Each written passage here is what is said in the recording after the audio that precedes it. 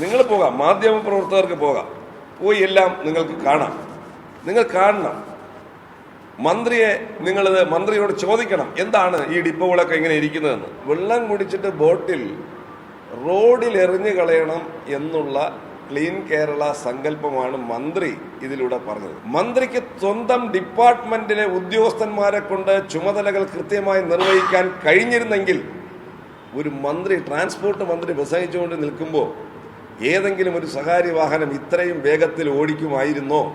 ബോട്ടിൽ തന്നെ വൈകുന്നേരം ആകുമ്പോൾ വീട്ടിൽ കൊണ്ടുപോയി അടുത്ത ദിവസത്തേക്ക് തിരിച്ചു കൊണ്ടുവരികയും ചെയ്യുകയാണ് ചെയ്യുന്നത്. മന്ത്രി വന്നപ്പോൾ ഡ്രൈവർ സീറ്റിനടുത്ത് ഈ കുപ്പികൾ ഉണ്ടായിരുന്നു. ഇതെന്തുകൊണ്ട് കൊണ്ടു നടക്കുന്നു? ഇത് എറിഞ്ഞു കളയാമായിരുന്നു എന്നാണ് മന്ത്രി പറയുന്നത്.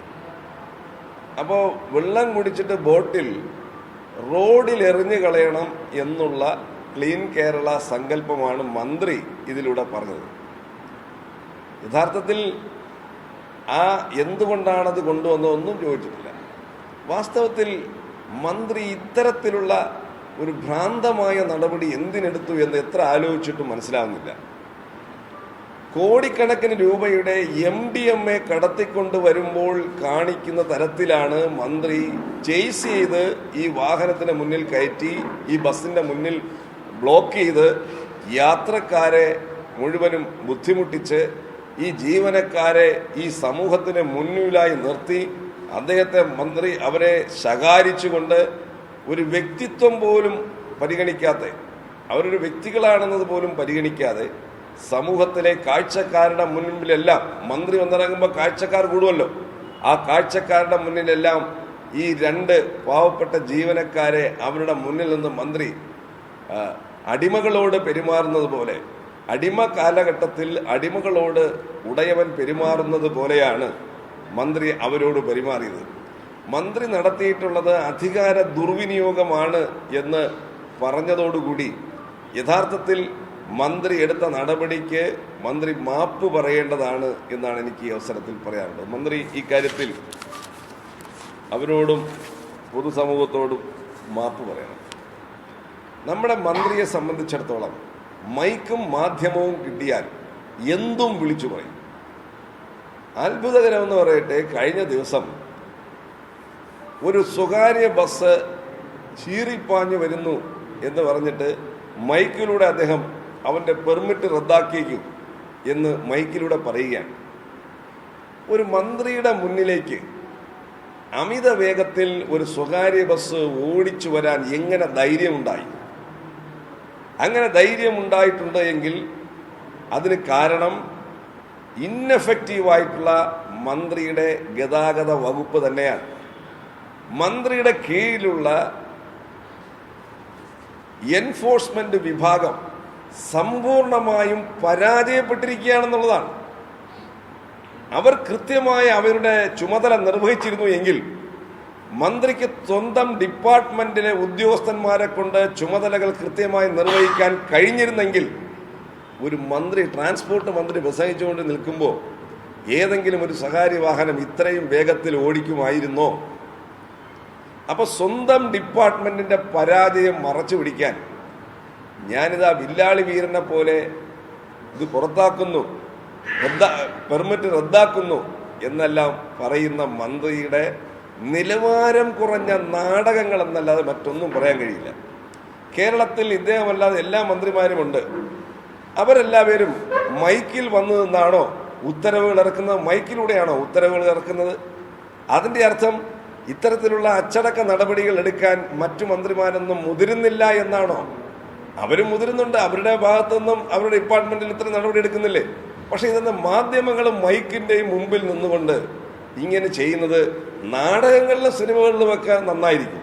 നമ്മൾ പല പോലീസ് ഓഫീസർമാരും ഉദ്യോഗസ്ഥന്മാരുടെ എല്ലാം പല സിനിമകളും നമ്മൾ കണ്ടിട്ടുണ്ട്. ആ സിനിമകളുടെ തിരക്കഥയ്ക്ക് അത് യോജിച്ച് വരുന്നതായിരിക്കാം. പക്ഷേ ഒരു നല്ല അഡ്മിനിസ്ട്രേറ്റർ ചെയ്യേണ്ട കാര്യങ്ങളല്ല. ഒരു അഡ്മിനിസ്ട്രേറ്റർ എന്നുള്ള നിലയിൽ അദ്ദേഹം സമ്പൂർണമായും പരാജയപ്പെട്ടിരിക്കുന്നു എന്നുള്ളതാണ്. അദ്ദേഹത്തിൻ്റെ മുന്നിൽ പോലും വാഹനങ്ങൾക്ക് യഥേഷ്ടം അതിവേഗത്തിൽ ഓടിക്കാൻ കഴിയുന്നു എന്നുള്ളത്. അപ്പോൾ വേഗത നിയന്ത്രിക്കാനുള്ള എൻഫോഴ്സ്മെന്റ് വിഭാഗം സമ്പൂർണമായും പരാജയപ്പെട്ടതിൻ്റെ ഉത്തരവാദിത്തം മന്ത്രിക്കാണ്. മന്ത്രി യഥാർത്ഥത്തിൽ മന്ത്രിയുടെ ശ്രദ്ധയെല്ലാം ഈ സോഷ്യൽ മീഡിയയിലും മാധ്യമങ്ങളിലും നിറഞ്ഞു നിൽക്കുക എന്നുള്ളതാണ്. അപ്പോൾ ഇന്നലത്തെ കോടതി വിധി വന്നതോടുകൂടി മന്ത്രി പറഞ്ഞത് കോൺഗ്രസ് യൂണിയൻ പണം ചെലവാക്കി കോടതിയിൽ പോയി ഈ വിധി വാങ്ങിച്ചു, ഇത് നശിപ്പിക്കുകയാണ്, യാത്രക്കാരെ KSRTCയിൽ നിന്ന് അകറ്റുകയാണ്, ശമ്പളം കൊടുക്കാതിരിക്കാനുള്ള നടപടിയാണ്,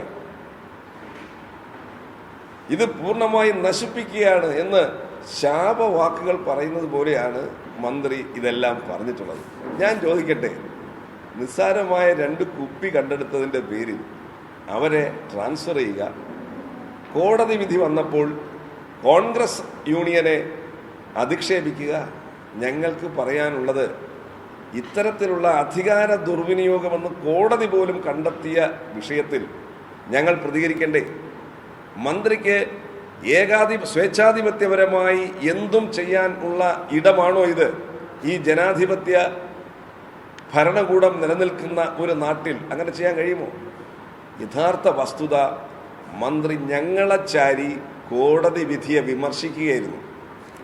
കോടതി വളരെ കൃത്യമായി ഇത് അധികാര ദുർവിനിയോഗമെന്നും മലീഷ്യസ് ആക്ട് എന്നുമെല്ലാം കോടതി കൃത്യമായി പറഞ്ഞിരിക്കുന്ന ഒരു വിഷയത്തിൽ ഇത് KSRTCയെ നശിപ്പിക്കാനാണ് എന്ന് കോടതിയോട് നേരിട്ട് പറയാൻ കഴിയാത്തത് കൊണ്ട് മന്ത്രി യൂണിയനെ കുറ്റപ്പെടുത്തുകയാണ്. യൂണിയന്റെ ഭാഗം പറഞ്ഞാൽ KSRTCയുടെ പുരോഗതിക്ക് വേണ്ടി ഗവൺമെന്റ് എടുക്കുന്ന എല്ലാ നടപടികളെയും പിന്തുണയ്ക്കും. മന്ത്രി സ്വീകരിക്കുന്ന ഇത്തരം ഭ്രാന്തൻ നടപടികളെ ഞങ്ങൾക്കൊരിക്കലും ന്യായീകരിക്കാൻ കഴിയില്ല. മന്ത്രി മൈക്ക് കിട്ടിയാൽ എന്തും വിളിച്ചു പറയുകയാണ്. ഇന്നലെ ഞങ്ങളുടെ യൂണിയനെതിരെ പറയുന്നു, നിയമസഭയിൽ എനിക്കെതിരെ മന്ത്രി പറഞ്ഞു. അടിസ്ഥാനരഹിതമായ കാര്യമാണെന്ന് അറിയാമായിരുന്നിട്ട് പോലും ഞങ്ങളെ വിമർശിക്കാൻ, വ്യക്തിപരമായി തന്നെ എന്നെ വിമർശിക്കാൻ മന്ത്രി മുതിരുകയായിരുന്നു.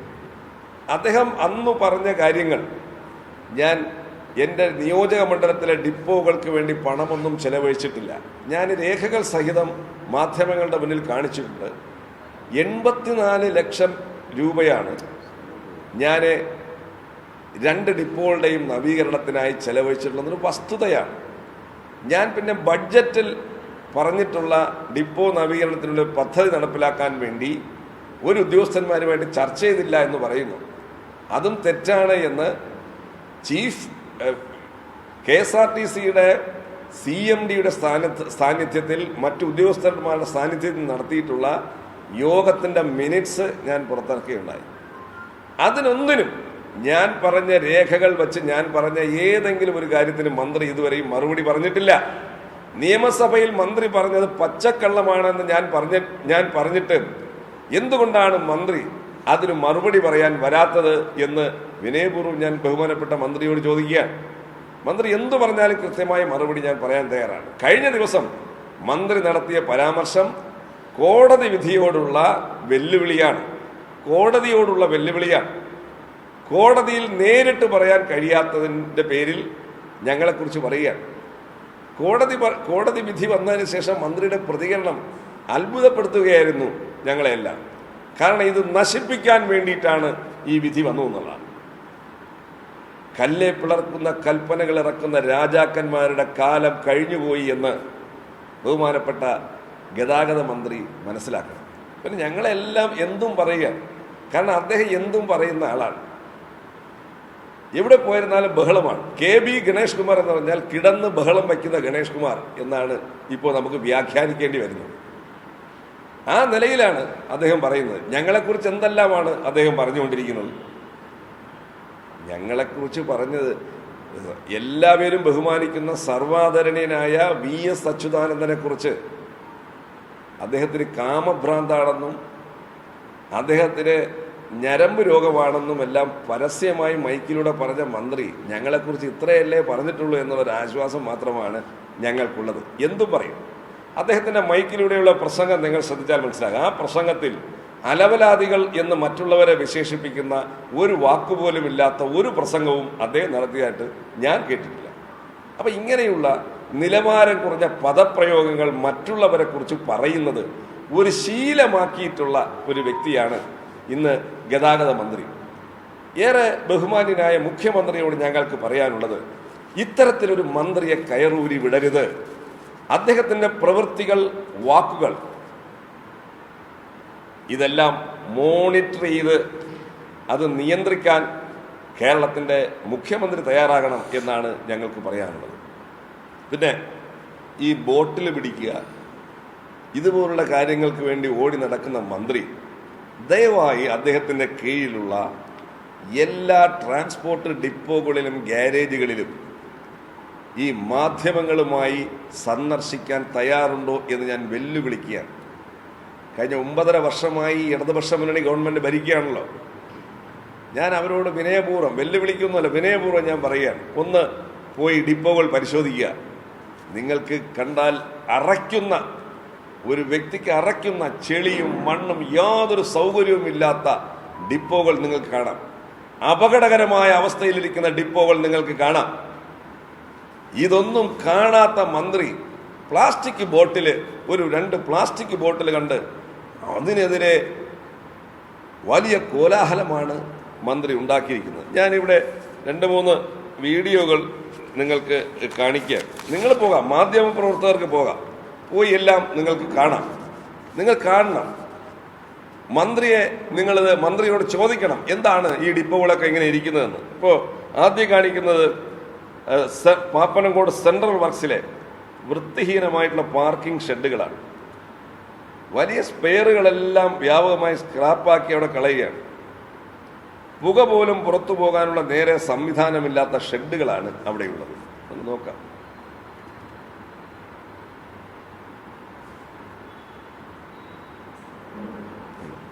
അടുത്ത് കണിയാപുരം ഡിപ്പോ 2025 ഈ ഒരു ഡിപ്പോ ഈ നിലയിൽ പ്രവർത്തിക്കുന്നതെന്ന് തോന്നിയാൽ നമുക്ക് അത്ഭുതപ്പെടേണ്ടിയിരിക്കുന്നു. Working ഷെഡുകൾ, അറപ്പുളവാക്കുന്ന working ഷെഡുകളാണ്. ഇവിടെ കാണുന്ന ചപ്പു ചവറുകളും പാട്ടയും ഒന്നും 2 പ്ലാസ്റ്റിക് ബോട്ടിൽ സ്വന്തമായി വെള്ളം കുടിക്കാൻ പാവപ്പെട്ട ഒരു ഡ്രൈവർ കൊണ്ടുവന്ന ഈ പ്ലാസ്റ്റിക് ബോട്ടിലിനെതിരായി വലിയ ചന്ദ്രഹാസം വിളക്കിയ മന്ത്രി അവിടെ കാണുന്ന ചപ്പു ചവറുകളൊന്നും എടുത്തു മാറ്റാൻ തയ്യാറാവുന്നില്ല. അത് റീജിയണൽ വർക്ക്ഷോപ്പ് എടപ്പാൾ. ഇപ്പോൾ ഇന്നലെ പെയ്ത മഴയിൽ ചോർന്നൊലിക്കുന്ന ദൃശ്യങ്ങളാണ് നിങ്ങൾക്ക് കാണാൻ കഴിയുന്നത്. ഇന്നലെ പെയ്ത മഴയ്ക്കകത്ത് ചോർന്നൊലിക്കുക.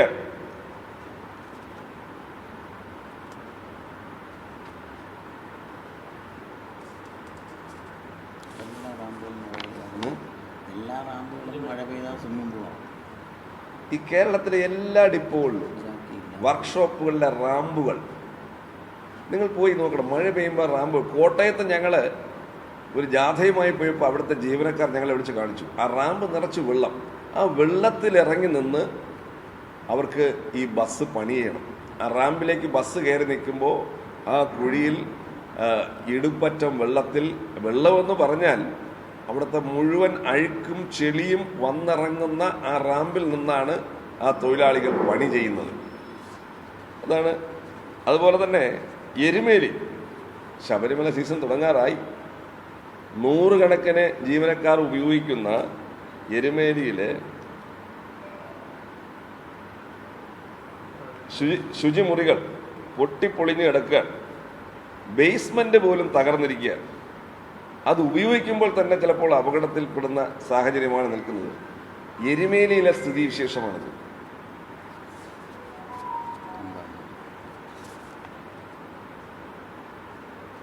തമ്പാനൂര്, നമ്മുടെ മന്ത്രിയുടെ മൂക്കിന് താഴെയുള്ള തമ്പാനൂരിൽ നന്നായിട്ടൊന്ന് മഴ പെയ്താൽ ഈ റാമ്പുകൾ സ്വിമ്മിംഗ് പൂള് പോലാവും. നല്ല വെള്ളമാണെങ്കിൽ പോലും നിറഞ്ഞിരിക്കും, നമുക്ക് നിൽക്കാം. ഈ കരി ഓയിലും ഈ അഴുക്കും ചപ്പും ചവറവും ഈ തമ്പാനൂരിൽ നിന്ന് ഒഴിവരുന്ന എല്ലാ മാലിന്യങ്ങളും ഈ റാമ്പിനകത്ത് നിൽക്കും. പക്ഷെ ജീവനക്കാർ അതിൽ നിന്ന് പണി ചെയ്യാൻ നിർബന്ധിതരാവുകയാണ്. കാരണം അവർക്ക് സമയത്തിന് വണ്ടി നന്നായി കൊടുക്കണം, ഇല്ലെങ്കിൽ അവർക്ക് അതിൻ്റെ പേരിൽ നടപടി ഉണ്ടാവും. അപ്പോൾ അതുപോലെ തന്നെ പല സ്ഥലങ്ങളിലും ഞങ്ങളിത് ഒന്ന് രണ്ട് വീഡിയോ കിട്ടിയതുകൊണ്ട് മാത്രമാണ് ഞങ്ങളിത് പറയുന്നത്. കേരളത്തിലെ എല്ലാ ഡിപ്പോകളുടെയും സ്ഥിതിവിശേഷം ഇതാണ്. മാധ്യമങ്ങൾ പോയി പരിശോധിക്കണം. നിങ്ങൾ മന്ത്രിയോട് ചോദിക്കണം. മന്ത്രി വിളിക്കുമ്പോഴെല്ലാം ഞങ്ങൾ വരുന്നുണ്ട്, ഞങ്ങളിപ്പോൾ വിളിക്കുകയാണ്, മന്ത്രി നമുക്ക് ഡിപ്പോകൾ പോയി കാണാമോ എന്ന് നിങ്ങളൊന്ന് മന്ത്രിയെ ക്ഷണിക്കണം. മാധ്യമപ്രവർത്തകർ മന്ത്രിയെ ക്ഷണിക്കണം. എന്നിട്ട് അദ്ദേഹത്തെ കൊണ്ട് ഇതെല്ലാം കാണിക്കണം. അപ്പോൾ ഡിപ്പോകളെല്ലാം തന്നെ വളരെ ശോചനീയമായ അവസ്ഥയിൽ കിടക്കുകയാണ്. അപ്പം ഈ ഒരു സ്ഥിതിവിശേഷമാണുള്ളത്. അതുകൊണ്ട് മന്ത്രി ഞങ്ങളെ ചീത്ത പറയാനും യൂണിയനുകൾക്കെതിരായിട്ട് ചന്ദ്രഹാസം മുഴക്കാനും ഏതെങ്കിലും ഒരു ജീവനക്കാരൻ കുടിവെള്ളം കൊണ്ടുവന്നാൽ അവനെതിരെ നടപടിയെടുക്കാനും എല്ലാം ശ്രമിക്കുന്ന മന്ത്രി ഈ ഡിപ്പോകളിലൊന്ന് വൃത്തിയാക്കാനെങ്കിലും നടപടി സ്വീകരിക്കണം. ഇവിടെ സ്പെയർ പാർട്സുകൾ മാസം തോറും 14 കോടിയോളം രൂപയുടെ സ്പെയർ പാർട്സുകളാണ് വാങ്ങുന്നത്. എന്തിനാണ് ഇത്രയും സ്പെയർ പാർട്സുകൾ വാങ്ങുന്നത്? ഇതിനെക്കുറിച്ച് കഴിഞ്ഞ കാലങ്ങളിലുണ്ടായ സ്പെയർ പാർട്സ് പർച്ചേസിനെ കുറിച്ച് ഒരു അന്വേഷണം നടത്തണമെന്ന് നിയമസഭയിൽ മന്ത്രിയോട് പറഞ്ഞിട്ട് പോലും നാളിതുവരെ അത് നടത്തിയിട്ടില്ല. ഒരു അന്വേഷണവും മന്ത്രി നടത്തിയിട്ടില്ല.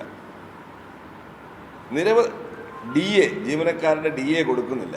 ഇന്നിപ്പോൾ കാണുന്ന സംഭവം എന്താണ്? ഇന്ന് മന്ത്രി KSRTC ഞാൻ ഉയർത്തി, ഈ കോടതി വിധി വന്നതോടുകൂടി നശിച്ചു പോകും എന്ന് പറഞ്ഞ മന്ത്രിയോട് ഞങ്ങൾക്ക് പറയാനുള്ളത്, ഇന്ന് വയനാട് ജില്ലയിൽ ഡീസൽ ഇല്ലാത്തതിൻ്റെ പേരിൽ 5 ഷെഡ്യൂളുകൾ മുടങ്ങി, ഓപ്പറേറ്റ് ചെയ്ത ഷെഡ്യൂളുകൾ തന്നെ പാതി വഴിക്ക് മുടങ്ങുന്ന അവസ്ഥയാണ് ഇന്നുണ്ടായിരിക്കുന്നത്. എങ്ങനെയുണ്ടായി? ഇത്രയും കളക്ഷൻ വന്നിട്ടും എങ്ങനെ ഇത് സംഭവിച്ചു എന്ന് മന്ത്രി പറയണം. മന്ത്രി കൃത്യമായി പറയണം. അപ്പം മാനേജ്മെൻറ്റും മന്ത്രിയും ചെയ്യേണ്ട കാര്യങ്ങൾ ഒന്നും ചെയ്യാതെ ജീവനക്കാരുടെ മേൽ ആഴ്ചയ്ക്കൊരിക്കൽ മെക്കിട്ട് കയറി വാർത്തകളിൽ ഇടം പിടിക്കാൻ വേണ്ടി മാത്രമാണ് മന്ത്രി ശ്രമിച്ചുകൊണ്ടിരിക്കുന്നത്. അല്ല, ഇപ്പോൾ വാങ്ങിയ പുതിയ ബസ് നിങ്ങൾ തന്നെ റിപ്പോർട്ട് ചെയ്തിട്ടുണ്ട്. വീലൂരി തെറുക്കിയാണ്. പുത്തൻ ബസ് വീലൂരി തെറുക്കിയാണ്. എത്രമാത്രം പരിശോധന നടത്തിയിട്ടാണ് ഇത് ചെയ്യുന്നത്?